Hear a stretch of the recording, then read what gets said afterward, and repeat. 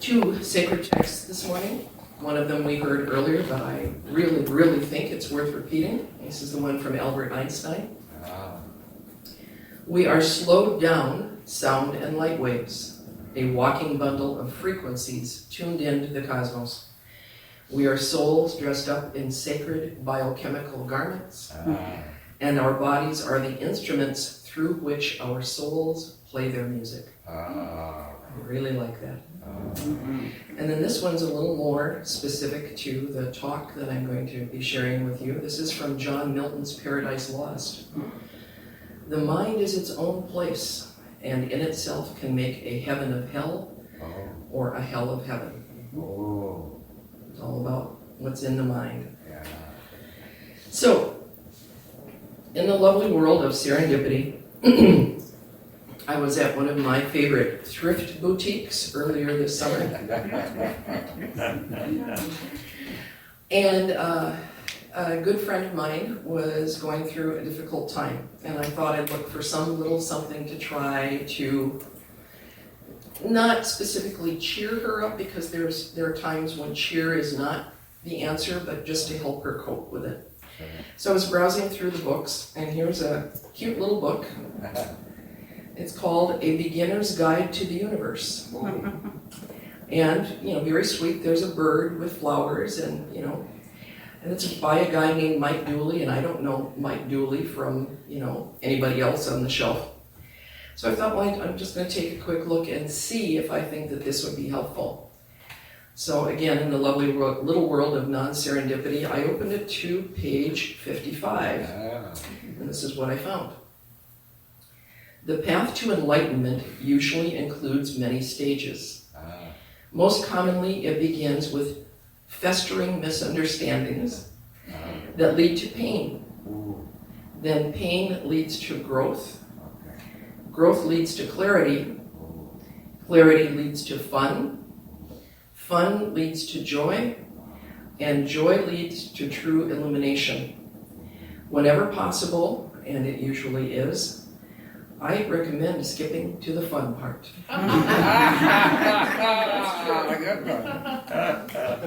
Okay, so of course I read the book. It's a wonderful little book. Turns out Mike Dooley has been writing and speaking about New Age, cosmic, metaphysical stuff for many years, and he was actually involved in the movie The Secret. So if you want to check him out, it's well worth doing. And I do intend to pass along this book at some point in time, but I'm not letting go of it just yet. Okay. So the big question, of course, is how do we manage to just skip to the fun part? How do we manage with the way that we have been programmed to just skip to the happy part? And I'm part Capricorn, so, excuse me, I really like nuts and bolts, if there's such a thing as nuts and bolts when you're talking about spirituality.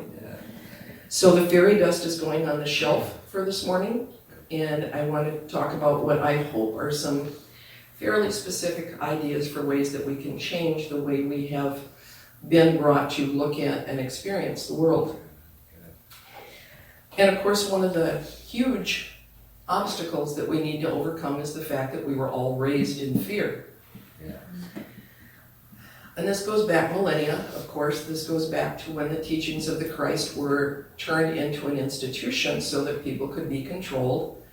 So that, for example, the Pope controlled everything, and if you didn't please anybody, you would go to hell, and you had no recourse, which of course we now know is BS, but then people didn't.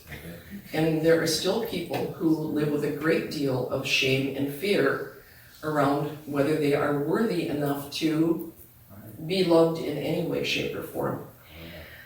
So not just for ourselves, but for the children. Here we go. For the children who are coming up. It seems to me that there has to be a way to raise healthy, independent children without causing them to be so fearful. And again, millennia ago, when the saber-toothed tiger was just outside the cave, yes, you had to teach children to have some healthy fear. And even today, yes, don't step in front of the car. That would be a very bad thing to do. And I'm not a parent. I never had any desire to be a parent, so I am not a terribly helpful person to speak to this, but I know there has to be a way. And on Wednesday evening, a number of us, familiar faces, were at an outdoor concert at Glensheen. And sitting right in front of us, there was a young woman, maybe 30-ish, with 3 small children. Normally, I avoid small children like the plague. They are not my favorite form of humanoid, and I'm very... Because being little people, they cry, they fuss, they, et cetera, et cetera. And it's just part of growing up, but I don't particularly enjoy sharing that experience. What I realized as our time there went on was there was no crying. There was no fussing. There was no screaming, demanding of attention, or any of the sort of thing that you would normally expect from 3 small children. There was a little girl who was maybe 2 little boys, maybe 4 and 5. The 2 little boys were playing in the very shallow water right at the beach. And the only point was when there was any fussing is the middle child slipped on a stone and fell in. And he was only wet from the waist down, but it was a shock, and the water's cold, and so, he cried for a minute. But his mom was very good. She didn't go, "Oh, poor baby, oh." She said, "Oh, that's okay, honey," and just squeezed the water out of his pants. So she comforted him, but she didn't make a big deal out of his experience. She didn't validate for him that he was a victim in any way, shape, or form. So part of my experience there that evening was watching this young woman and thinking, how on earth did you learn to raise such wonderful, healthy children? And I don't know the answer to that, but it gives me great hope that we can raise children to know not to step in front of a speeding car without scaring the crap out of them, or without instilling fear that they will carry for the rest of their lives. Somewhere that's out there. Some parents have it. I hope they can spread it around. So that's, and we can influence those children even if we aren't, parents or won't be in this lifetime. Whether it's grandchildren, other people's children, takes a village to raise a child idea, we can all have some influence on the people who are coming up behind us. And so, I want to remind us that we say that we are learning and we are actually remembering, because in order for spiritual beings to come to this planet for our experiences, we need to forget that we are an aspect of divinity. And so the remembering is going to be important here. We are a combination of humanity and divinity when we are here for this lifetime. But we must remember our divinity, or we will be mired in our humanity. And when we're stuck in our humanity, we are really stuck. That's when we feel like victims. We feel like hurting other people before they hurt us. All that sort of thing. And the problem with that we need to deal with is that when we do agree to forget, when we agree to come for this lifetime, our fear of separation can help keep us stuck in our humanness, even if we don't know that that's why we're afraid. On a spiritual level, imbued with our humanity, a fear arises. And so our challenge as people who are aware of why we are here is to remember that we are divine, and to remember that we really have nothing to fear. About, or more than 30 years ago now, when I was first starting my conscious spiritual journey, my oldest sister, who passed away about 6 years ago, was very interested in the teachings of the Rosicrucians, and that was beginning, just the beginning of opening a door for me. And one of the most important things I learned from that particular school of thought is the phrase, energy follows thought. So in other words, what we put our energy towards is what we will manifest right in front of our faces. Correct. Whether we know it or not, whether we want to think we had anything to do with it or not, our energy, our thoughts, our will focused on something will cause it to appear in our lives. Friday night I was at a movie, and a rather long movie, and I pulled out my phone at one point to see what time it was, and I noticed there was a little message on the screen that said battery critically low. And I thought, well, that's baloney. I just charged you for 8 hours last night. So I put it back in my purse. When I got home, it appeared as though the phone was dead. And I thought, I'll just plug it in and it'll be fine. So I plugged it in. Yesterday morning, I went and looked at it, and there was a little green box on the screen that said 100%. And yet the phone would not come on. Now, here's the backstory. I never turn my phone off because as I mentioned, I have a brother-in-law who is much older than I am and in rather frail health, and so my agreement with my sister is that I will always be available.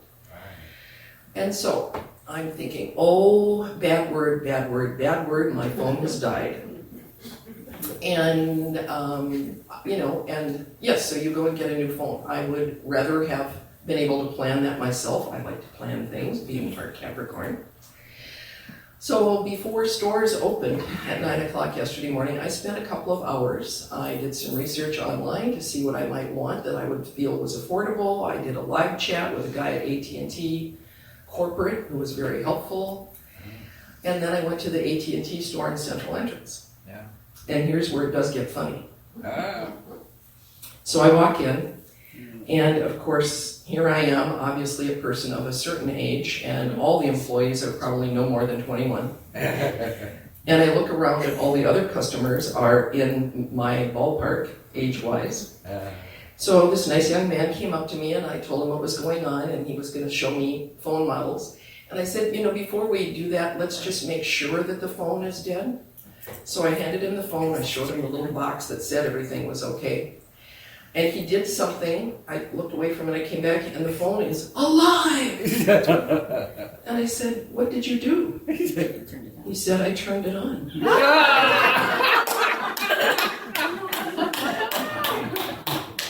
Now, I know, I have not turned that phone off for years. I honestly, I don't think I turned it off. I said to him, maybe there's a safety feature where when the battery is critically low, it turns itself off so that you won't lose all of your stuff, whatever is in there. But I didn't know that.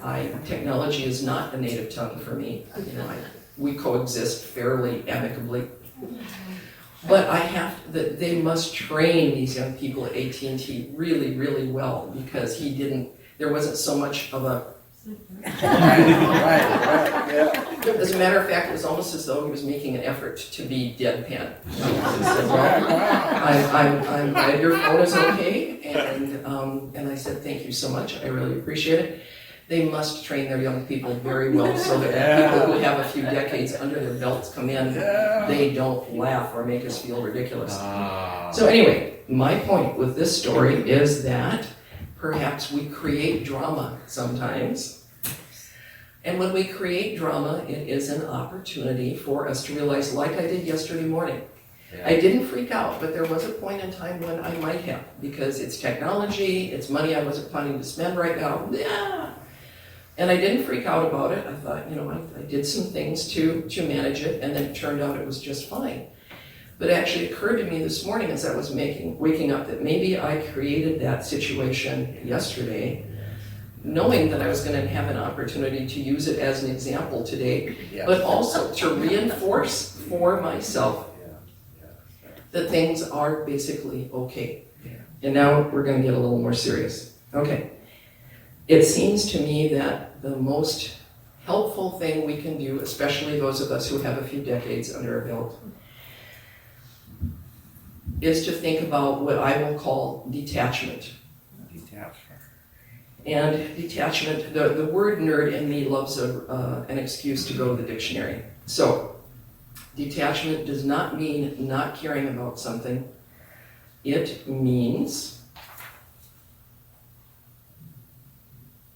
freedom from prejudice or partiality.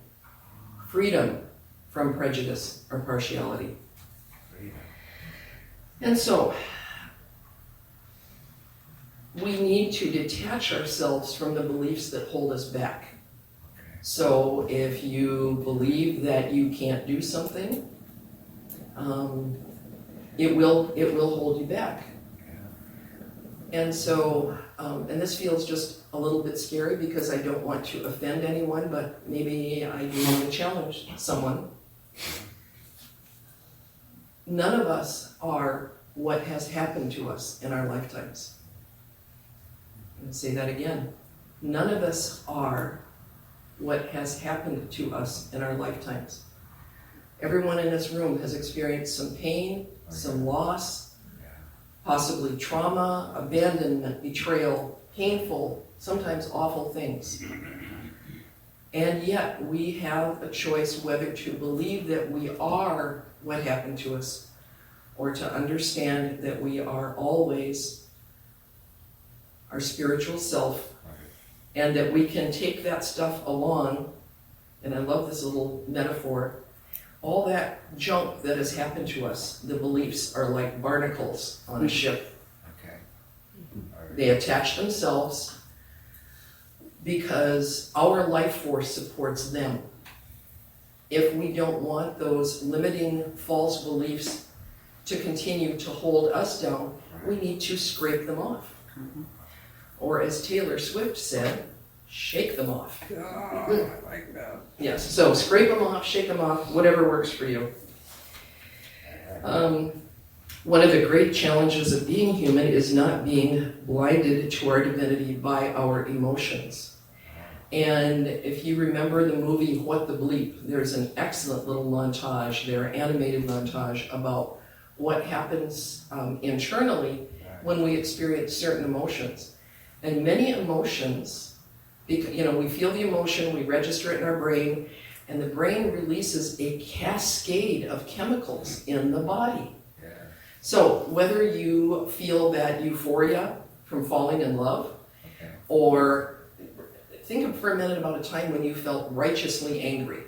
It's like, that's not right, that shouldn't have happened, that person is wrong, Yeah. righteous, righteous, righteous, and you get a little sort of emotional high from it. Yeah. Because the body is in cahoots. The body releases these chemicals that make us feel good, which just make it that much harder to say, this is true, that's not. Right. And each one of us needs to take responsibility for being aware of all the little sand traps in life and deciding what to do about them. And so, one last thing, and I do not pretend to know why we're here. That's a really, really, really big question, and maybe there are multiple answers. But it occurred to me that maybe we are here, amongst other things, to remember to forgive, Yes. because forgiveness, especially when we feel someone has harmed us, Yeah. forgiveness is probably then the greatest opportunity to express in this lifetime the love that we really are. And so, Forgiveness. to recap, Yeah. with attention, it's likely that we can just skip to the fun part. Doesn't mean there won't be challenges along the way, but we are never taught. It probably doesn't even occur to most people that this is possible. Yeah. That with a strong connection with the divine and remembering who we are and expressing love, that we don't have to be mired down the way so many of us may have felt in our lifetimes. By being cognizant of the fact that we are not what has happened to us.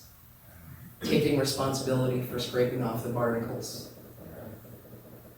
We can be much happier, much more grateful, and much more illuminated human beings. And that's all, folks.